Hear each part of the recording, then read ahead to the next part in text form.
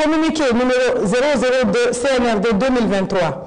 Depuis le 26 juillet 2023, le peuple de Guinée, à sa tête le Comité national du Rassemblement pour le développement, CNRD, suit avec beaucoup d'intérêt l'évolution de la situation sociopolitique en République sœur du Niger, qui a conduit à la prise de responsabilité par le Conseil national pour la sauvegarde de la patrie, CNSP.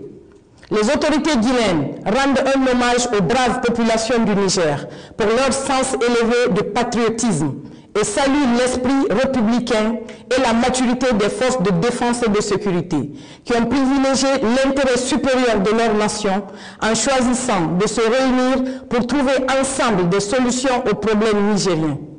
Le CNRD reste convaincu que les nouvelles autorités mettront tout en œuvre pour garantir la stabilité et la concorde au Niger et dans la sous-région.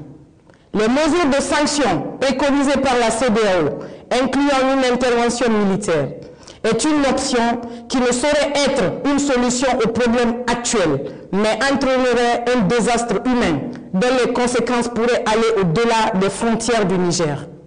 De ce fait, le CNRD s'abstient d'appliquer ces sanctions illégitimes et inhumaines contre le peuple frère et les autorités nigériennes et exhorte la CEDEAO à revenir à de meilleurs sentiments.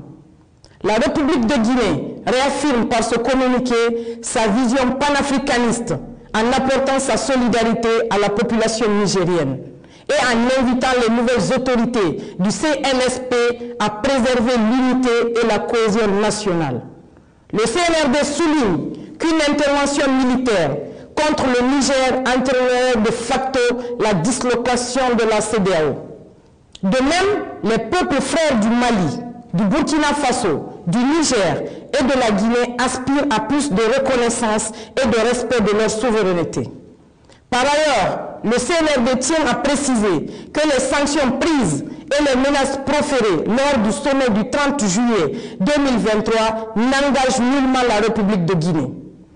Au moment où les jeunes populations de l'espace CEDEAO vivent un drame humain en Tunisie et dans la Méditerranée, la préoccupation des dirigeants de la sous-région devrait être plutôt orientée vers les enjeux stratégiques, socio-économiques pour l'atteinte de leurs aspirations que de se pencher sur le sort des présidents déchus. Conakry le 31 juillet 2023 pour le Comité national du Rassemblement pour le développement, le général de brigade Ibrahima Sori Bangoura.